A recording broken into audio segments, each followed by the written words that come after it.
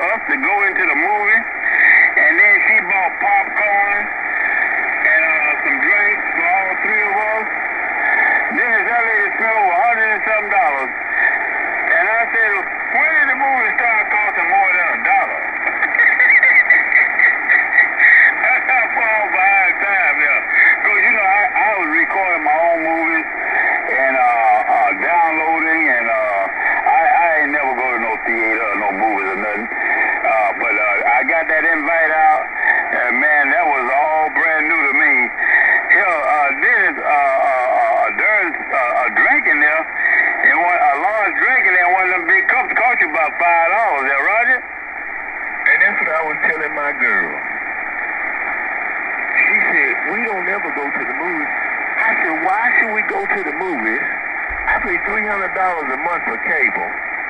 And what's playing at the movies this week, you can stream it on Netflix next week. That's right.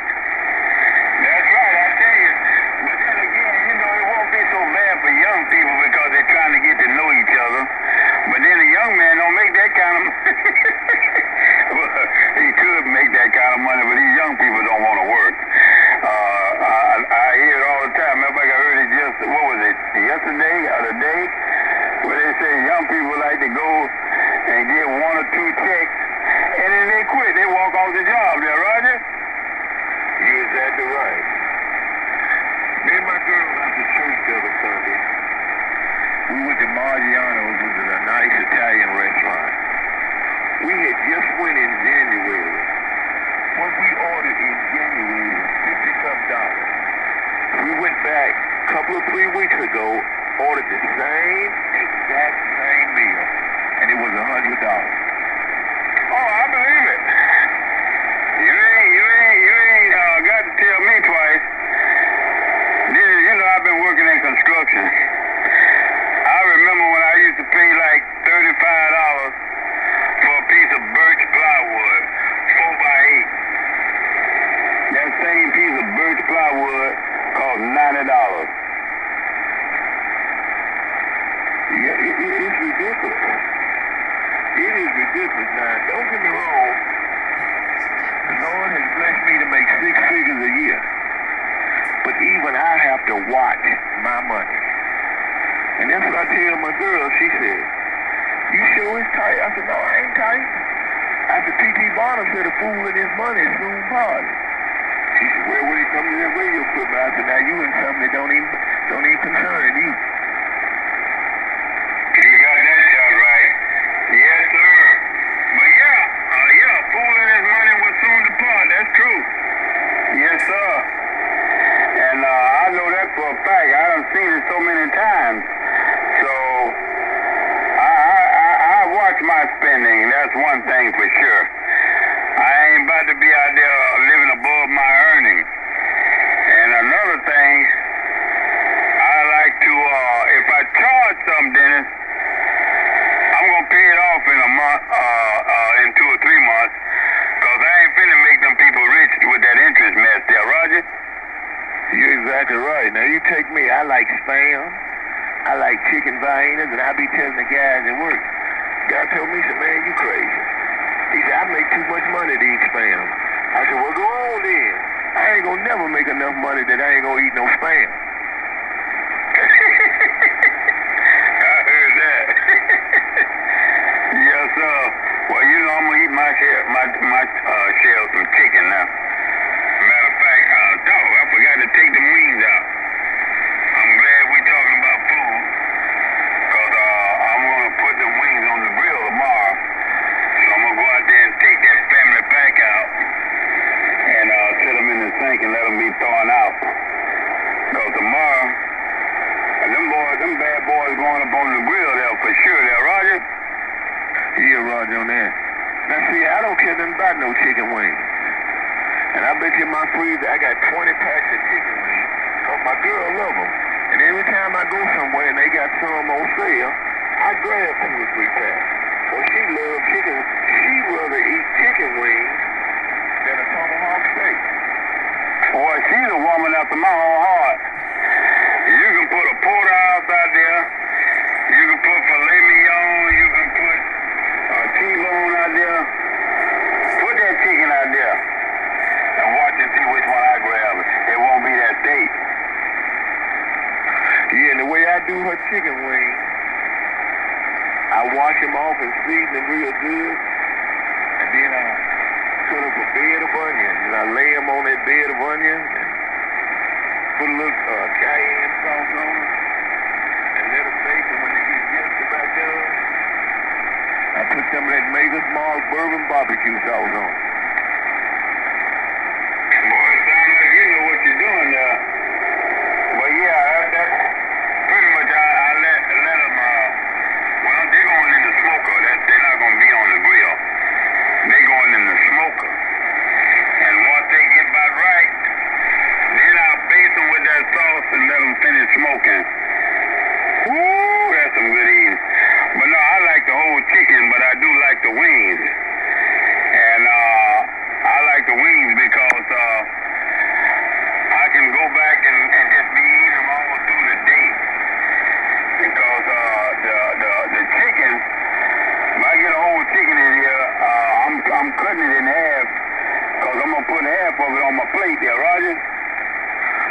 Roger on that.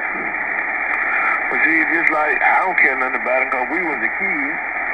You didn't get nothing but the back and the neck, and they threw the wings away. Yeah, they did, but have you ever noticed that you can't find chicken backs no more? Only time you can get a chicken back and a neck is when you buy a whole chicken. That's it. Because what happened, they changed the way they cut a chicken up. And I remember you used to go in any grocery store and get, and that was the cheapest chicken you can get. The chicken back beside them drumsticks, and the drumsticks is still the cheapest thing you can buy on a chicken right now there, Roger. You're exactly right. And my girl, bless her heart, she don't even know how to cut up a chicken. Well, she got you there, Dennis. She don't need to know how. You're exactly right. But see, like I told her back in the day, the chicken come off the yard, though. Oh, yeah.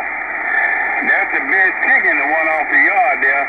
You know, they got what they call open range, but you're going to pay for them chickens.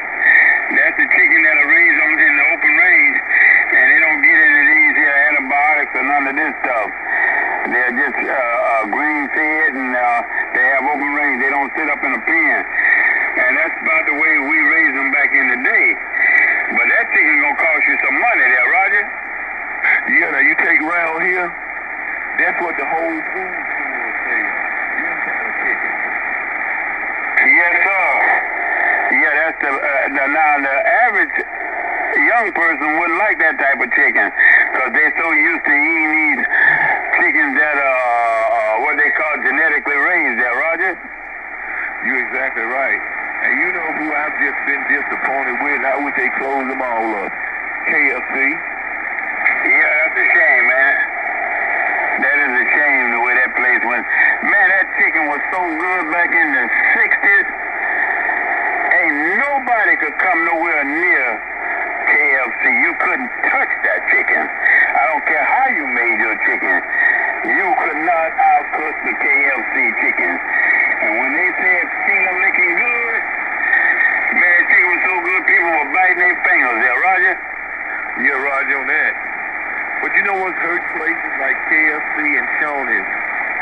When they stop being franchised and start letting people privately own them. And when they start doing that around here, man, it just seems like the stuff started going downhill. Well, that's the thing here. I don't even go to Shoney's anymore. I used to go to Shoney's. But every time I go in there, it just, it's not the same. Yeah, you're exactly right. And see, one KFC around here, man, they used to have, they had an all-you-can-eat bar. And, man, they had the best chicken livers on there in the world. Oh, yeah, they had that here, but they cut that mess out years ago here. And the only place that was left, and I think they finally cut it out about 2 or 3 years ago, maybe about 3 years ago, that was a little town about 30 minutes from here. And you could go up there, but they only did it at lunchtime, from 11 to about 2, I think, or 3. And it was all you could eat. Boy, I used to go in there and I used to tear them up. When I come up out of there, I have a plate full of bones. But yeah, they don't do that no more there, Roger. Yeah, Roger. We got a Golden Corral, and it's a sin and shame. The women were going in there with big pocketbooks and freezer bags, stuffing stuff in their pocketbooks. Now they got a sign up that Golden Corral. You got to have a clean purse when you go in there. Oh, wow. Oh, well, our Golden Corral, they just renovated it. It looks nice in there now. And we go in there every Wednesday. Every Wednesday we go, and they're pretty good. And they keep fresh, hot chicken out there. And a lot of people go there for the chicken. But yeah, they have a good baked potato, and they got a nice selection. I get cabbage every time, cabbage and cornbread. But they don't have that old cabbage season. But I still get it anyway. But yeah, they got a nice salad bar, a mega salad bar to be exact. And then they have a little Spanish area in there. I guess it's Mexican accent. But yeah, I like Old Golden Corral. Then they have fish and all that on the line. I don't like the old macaroni. It ain't nothing like your grandmama made. Yeah, Roger? Yeah, Roger on that. Now I tell you what, the best fried chicken bar none. Those doggone ponderosas. Yeah, but y'all got ponderosas over there? No, man, they all on went under. The only thing that's still surviving around here is Golden Corral, and they don't have but one of them. And even Cracker Barrel, man, they don't went to the pit. Yeah, I ate at Cracker Barrel Wednesday. Now they surprised the heck out of me. Elwood and Woody, we all three went there. They got that thing that come out in aluminum foil with the pot roast, either half a chicken, carrots, potatoes, and corn. Woo! Man, that mess is so good. I couldn't believe it. I don't know who cooked that stuff back there. But I might go there tomorrow for dinner just to get that. Or either set it up for us to go back next Wednesday. Because I want that. Matter of fact, I had ordered fish, that rainbow trout, and I used to think my trout was good. But after I tasted that mess that they was eating, I didn't even want my trout there, Roger. Yeah, Roger, they call them pockets, and I think they have them on Wednesday. Now, I tell you something else Cracker Barrel used to have, man, was good. And I don't know why they didn't continue. Was that chicken and rice? Well, you know, they be trending, you know. And a lot of the stuff is seasonal. They want to bring it out a certain time of the year there, Roger. Yeah, Roger, and I don't know how true it is, but they said the Japanese don't bought into Cracker Barrel. I wouldn't doubt it. I wouldn't doubt it. I mean, look at all the our automotive industry. Some of the same parts on the Fords, on the Chevrolets, on the Chrysler. It's a conglomerate now there, Roger. And I tell you what a guy told me. He said some of the chips that's in these radios is the same chips that goes in these cars. Yeah, that's true. That's absolutely true. That ain't nothing new. No, and Ford and Chevrolet use the same, that old 10-speed transmission that ain't about nothing, that's a flop. And the worst thing General Motors could have done, it went from that, I think it was a 7-speed or 8-speed, and went to that 10-speed transmission, automatic transmission, and that thing don't hold up past 60,000 miles, and it's about $7,000 to fix it. You're exactly right. Now, the low beam headlight went out on my Denali. So I thought I could, just pop it out. And I went on YouTube and looked.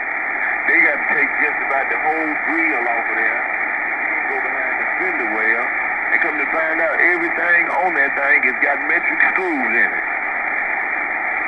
You're exactly right. They started the metric on GM products back in 1974. And then they went full-fledged around 77, 78. Yeah, all that stuff is metric there, Roger. And by the time they get through with it, man, I'm going to be out of almost $300, and the bulb is less than $20. Yep. Well, that's the way it is. That's the way they got it. That's so they can keep the shops making money. You're exactly right, because around here where I'm at, the labor is between $100 and $125 an hour with a minimum of 2 hours. That's right. And I know one guy thought it strange. He gonna take his, that's the worst thing could have done. Gonna take his vehicle back to the dealership and put a light bulb in the tail light. That cost him about $85. So he could have did himself there, Roger. Roger, but you know something around here? You can get your oil changed cheaper at the dealer than you can at these Jiffy Lubes and Valvoline places. Well, that's true. It used to be the opposite. You know, those quick lube places used to be cheap. You used to go in there for $19.95 and all of that. By the time you get that and air filter, you went out in the morning about $20-something. You go in there now, man, and they mess around and do this and do that and change and top off your fluid. You out over about $140. Yeah, they tell you, well, you know, cap off fluids and stuff is free. But I can't never get out of there under $100, and that's even with a coupon. I know, because it's all a marketing trick. But no, they ain't changing my oil. I changed my own oil because I see how they got my neighbor down the street. I went with him. And when they gave him that bill, I said, it cost that much to change the oil? He paid about $150, close to $160. He said, yeah. I said, man, you just bought your own oil. But yeah, they're ridiculous. Now, when I took my truck to the diesel truck to the dealership, it didn't cost no more than $80 to change the oil. And that oil is expensive for diesel engines. I think I paid just under $100. And you know the diesel engine ain't, and you know 5 quarts, you're going to have to put, I think Dodge truck use 10 quarts or 12 quarts, and the Chevy truck uses about 7 quarts or something like that. And that oil is expensive for diesel there. Yes, sir. Well, see, here's where they get you at. My truck used 6 quarts. And that's where they get you on that 6 quarts. Yeah, well, oil went up anyway, because now, I know for that, for my Audi, a 1 quart oil is right at $11 or $12 for 1 quart. You're exactly right. And then what gets me, when they look at your bill, they don't charge you for disposing of the oil, and then they turn around and sell the oil. Yeah, it's going to be refined. That's right. And that same oil that they take out of your car, gonna go to them fly-by-night places like the dollar store, and it's gonna be in there with some more off-the-wall name on it. It's refined oil. That's where that oil goes. And because oil don't never lose its ability to lubricate. All they do is go and clean it back up, and it looks just, once they remove all the impurities out of it, it looks just like the regular fresh quart of oil there, Roger. And you're exactly right. You know, my girl needed some truck tires. So the same thing that Discount Tire had, Amazon had them for about $300 cheaper. So I bought them off of Amazon. And then took them and paid the guy to mount and balance. And then he charged me $25 a tire to dispose of the old one. My goodness. Yeah, there's a charge for everything now. You get charged just for walking in the place. It seems like you get charged just for walking in the place. But I'm going to tell you something else about a certain tire. A 15-inch tire, well, if you got 15-inch tires on any kind of truck or SUV, you need to go and get rid of them wheels and get you 16s or some 17s. Because nobody hardly makes a 15-inch tire anymore. And them people charge me $300-something for a 15-inch tire. And it had to be ordered. And I went from one tire place to the next. I even tried to buy a used tire, 15. Nobody had any in whole Columbia. I had to order the tire and had to wait about 3 or 4 days to get it in. And the man even told me at the tire place, he said, why don't you go to the junkyard and get your full rental? He said, you'll come out a whole lot cheaper. So yeah, well, when they quit making 15s, they quit making 15s. Yeah, you're had a friend, he had a Lincoln. And the air ride suspension went out on it. And that's the only thing about them Lincolns, that the suspension would go out on it. And I think he was going to charge him about $3,000 to redo it. Springs and shocks on there, you won't be able to tell the difference. Sure won't. You sure won't be able to tell the difference. Yeah, that's what I would have done. Yeah, and especially if you take that thing to Ford. Man, the boy, and you know, you could put them things on yourself for less than $1,500. Yours is like I got a 97 Nissan pickup truck, 4-cylinder. I love it to death. Don't you know can't nobody get no parts for it but Nissan? You can't even get aftermarket parts. Man, I got a Nissan out there. You ain't telling me nothing I don't know. Every time I need a part for that goddamn truck, and I got the part now, but it took 4 days to get a part. Something as simple as a crank position sensor. And any other car could went in there and bought one. The man said, we got to order $48 for a little crank sensor. And I had to order the damn starter for the guy across the street. He got that, what is that, Audemars? Not a Miata. Whatever that thing is. But it's the big one. Amara, that's the name of it, yeah. See, he wanted me to put a starter on. I didn't know that the starter was down in the middle of the motor. I would call up. I said, oh, yeah, no problem. I'll put the starter on. And I said, it won't be that much. I didn't give him no, I'm glad I didn't give him no price. I went over there to put the starter on. I crawled up out of that truck. I looked for about 15, 20 minutes. I said, well, where is the starter?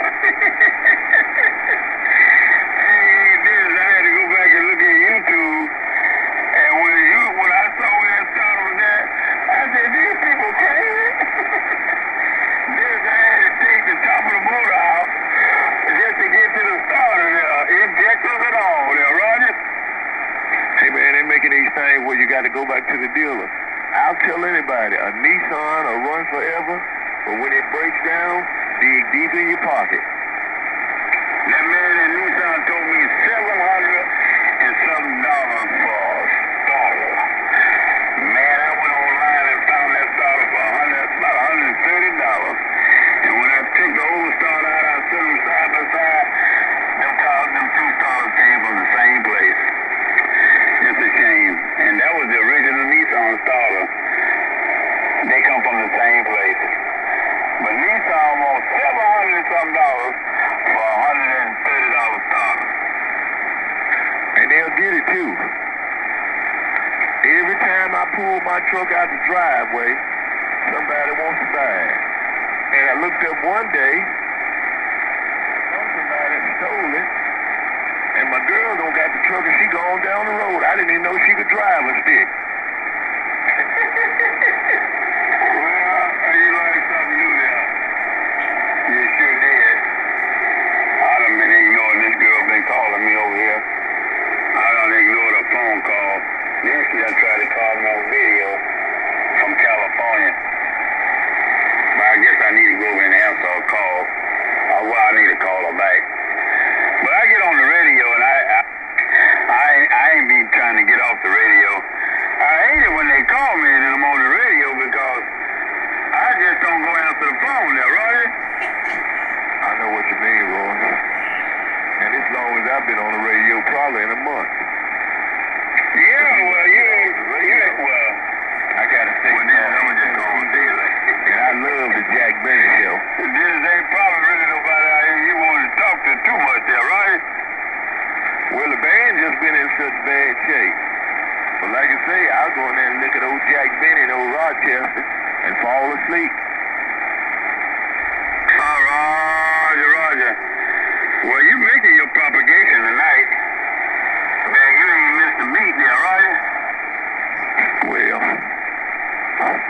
I got this old AL82 cranked up pretty good tonight, just blowing the cobwebs out of it. Well, she's smoking, I tell you. She is definitely smoking there. But yeah, I'm going to go over and make this call before it gets too late.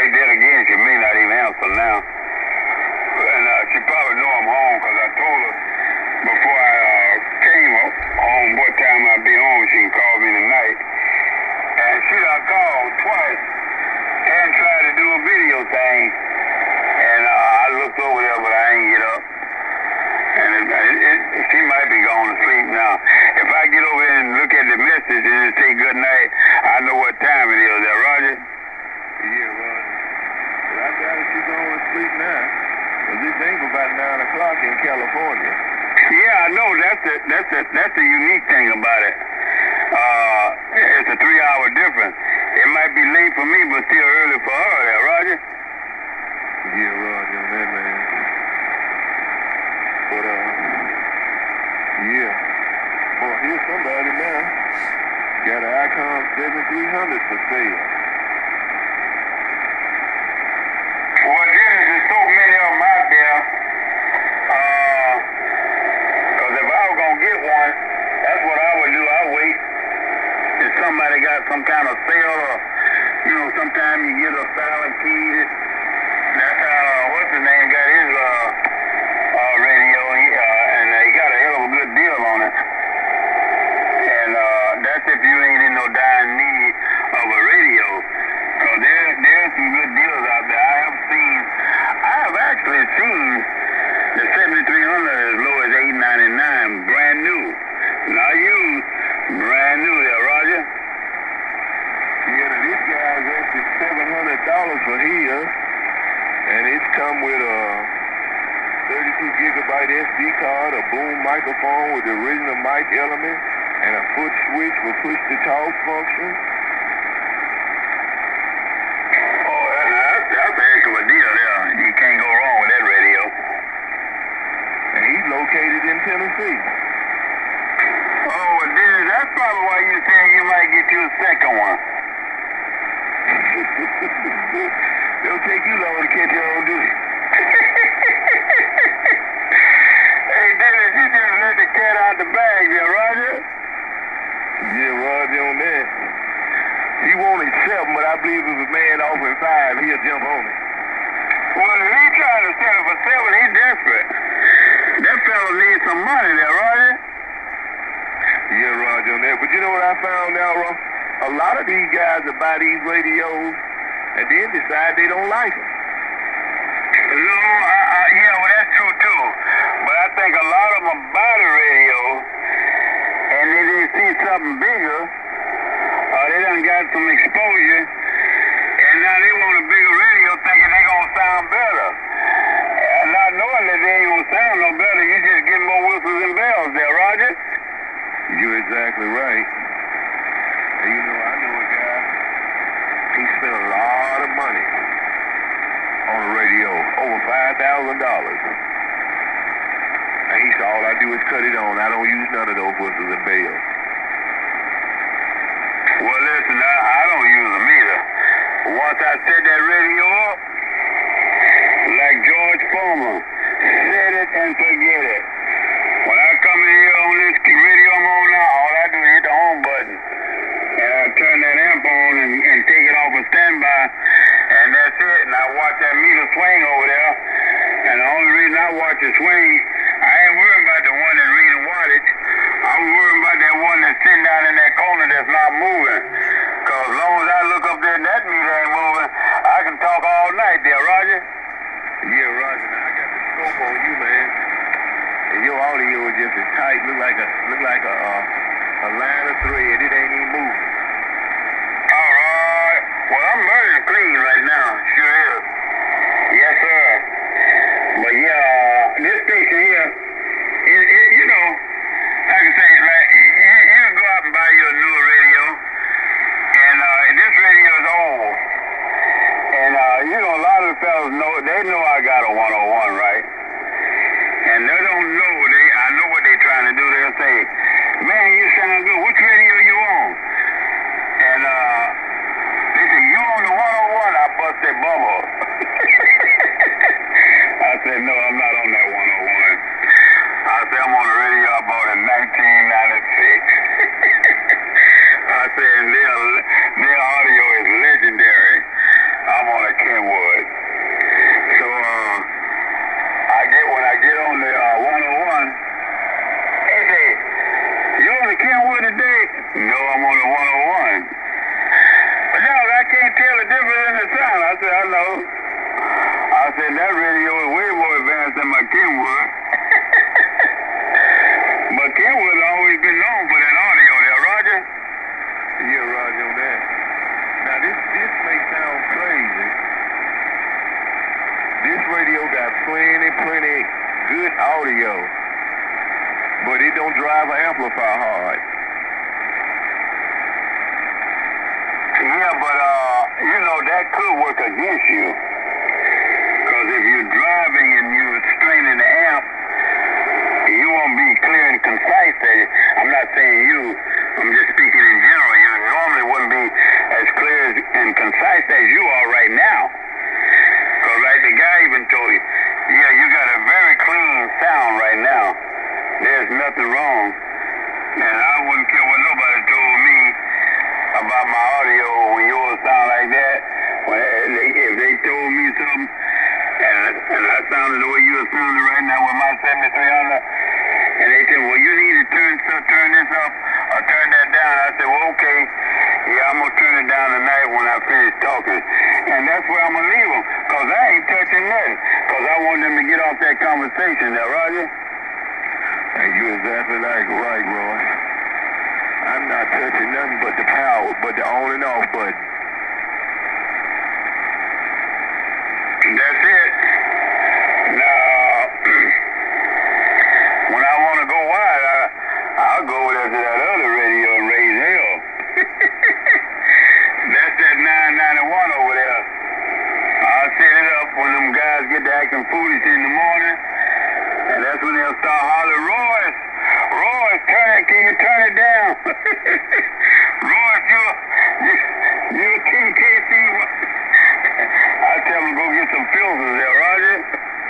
Yeah, Roger, and then to be honest with you, Roy, I didn't think I was going to like this radio. I really didn't. But it turned out that everybody give me rave reviews on it. Man, I'm telling you, you sound good. Yeah, I was glad, especially when you bought that 991. Yeah, you sound real good on that thing, too. Sure do. Yes, sir. Have you did any fusion with that thing yet? Have I done any changing with which one? With the 991. No, I ain't done no changes with it. No, I mean that mode, fusion mode. Have you set that up yet? No, I got to set it up, Roy. I really do. Roger, yeah. Well, it's simple. It sure is. But the problem with that, if you don't have something like an open spot for a Raspberry Pi, then you're going to have to go through the local repeaters that have fusion on them to use it worldwide. But that's why most of us buy that open spot 4, so we don't have to worry about you going through these people's repeaters, and then they want to talk trash if you're not a club member. Yeah, I got a Zoom hotspot for it. Yeah, I bought a Zoom hotspot for it about a year ago. Roger, okay. Well, yeah, as long as you got a hotspot that will work with it, because you're going to still be using your Wi-Fi now in your house. But your open spot 4 hooked up to the radio and allow you to go via the internet to your Wi-Fi. That's how that's going to work. Yeah, I got it all. You know what, one day next week, I may sit down and just take my time and hook that thing up. Roger. Yeah, I'm using the little Yaesu handheld with fusion in it. But see, I'm letting open spot 4 do all the work for me. Because it'll cross over. I tell you, it's like magic. I can do D-Star, I can do fusion, all that. Because the open spot 4 do all that for me. And when I'm in the car, I use my hotspot on my cell phone to interface with my open spot 4, and my radio, I can talk anywhere with a half a watt there, all over the United States, all over the world, really. Yeah, it's a good thing to have. And I know a guy, he uses his iPad. As a matter of fact, I talked to this guy in England, and that's what he was using, his iPad. Yeah, a lot of them around here using the iPad. I could use mine, but I got too many handhelds. I don't need to do that. And you can use your cell phone.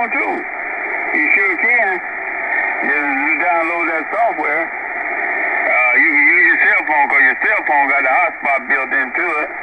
And then you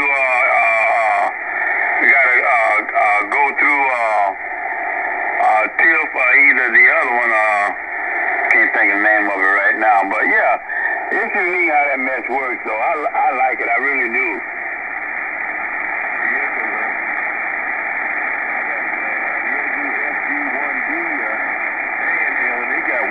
And all that stuff on it. Oh, Roger. Yep, that'll work. Yeah, but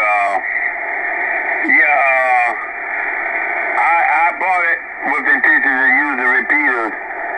But then if you're not a club member, then it's just crazy. So I love it the way I got it now, because I can ride from here to Atlanta in my car and never miss a beat. And I can talk all the way to Atlanta with that half a watt using my hotspot and my open spot 4. I tell you, you can have a lot of fun with this radio equipment.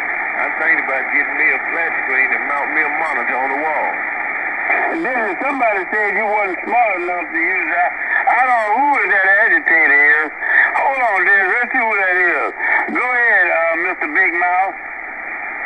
I said that you ain't smart enough to use an iPad. You're not smart enough to use an iPad. That's why you don't use one.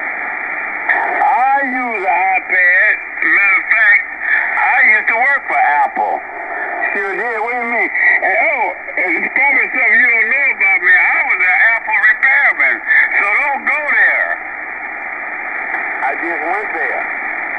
Well, you dead wrong.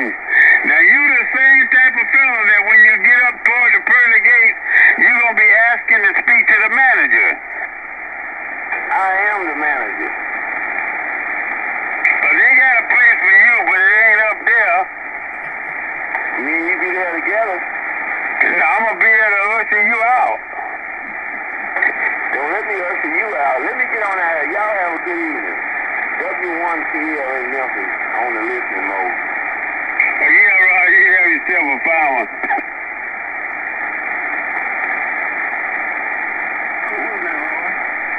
That was TL. You probably might be too close to you. Yeah, that was TL over there.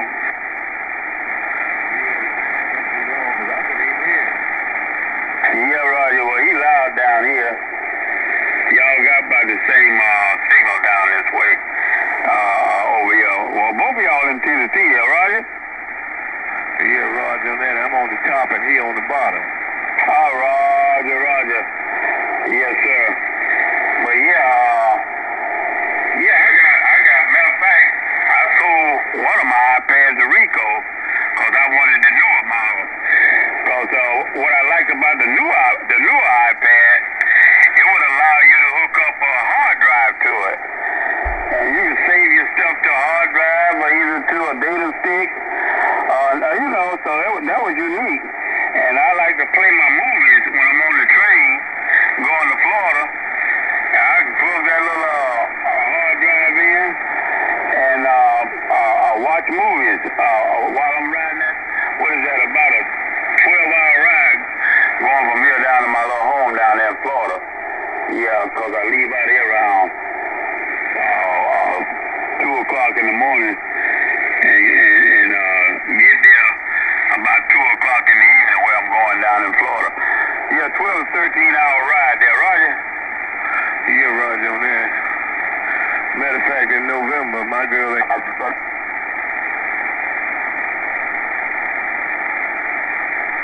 What you were saying, Dennis? Yeah, my girl ain't never been on a train, so I'm going to take her for a train ride to New Orleans. I like the train now. They got big wide seats on there, and they got Wi-Fi, and they got a USB plug there so you can charge your stuff up. And the coffee and the little snacks, they're not that bad. I was thinking that I ain't buying no coffee, I ain't buying no snacks, but when I get on that, after I've been riding for about 2 or 3 hours, I'll go on back there to that diner cart and get me a snack, a cake or something, and a cup of coffee, and I'll come on back up and sit down in my seat and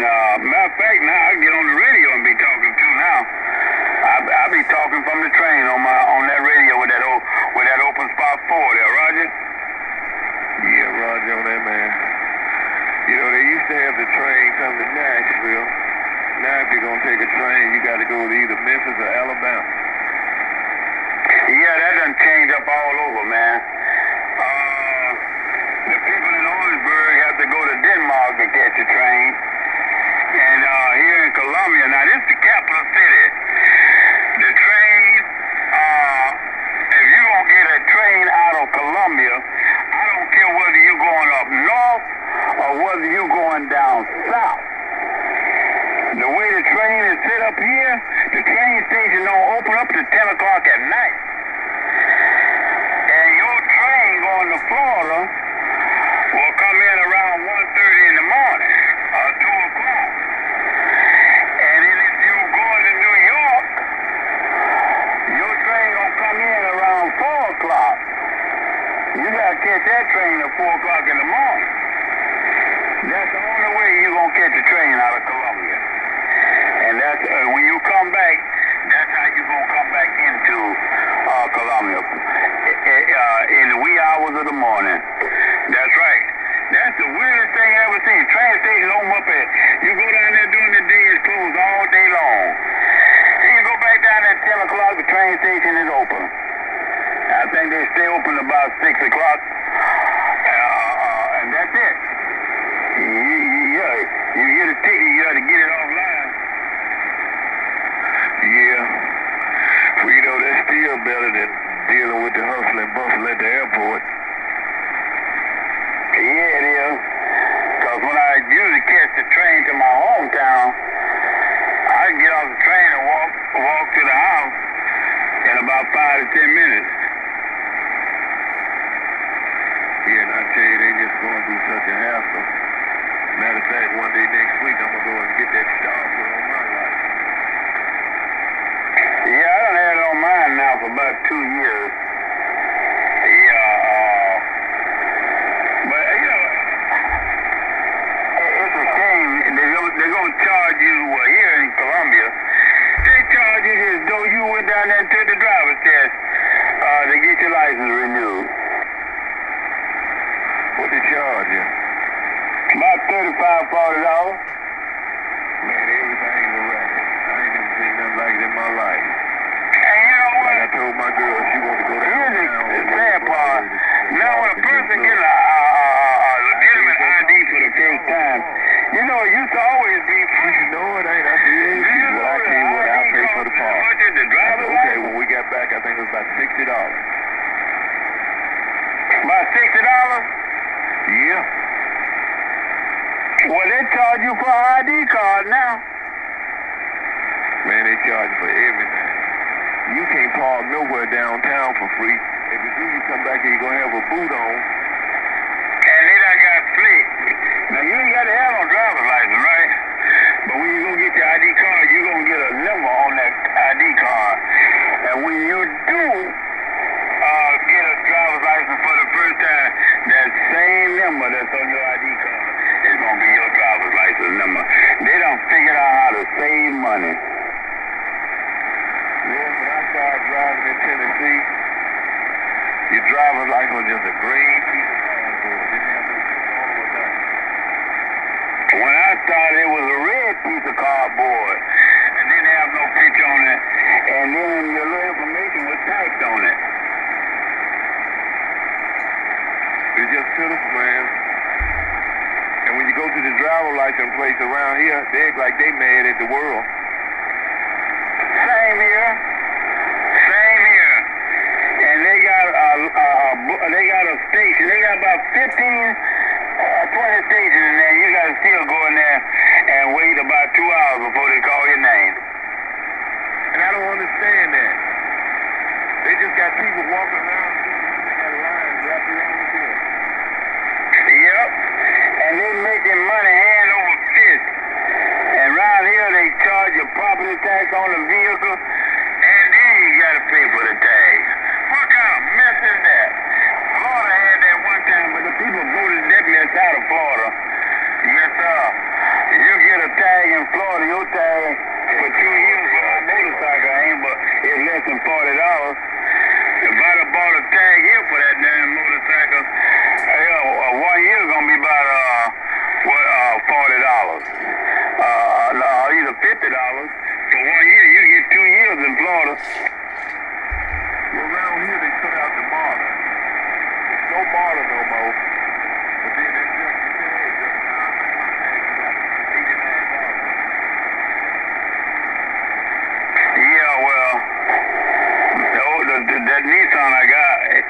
about 25 years old.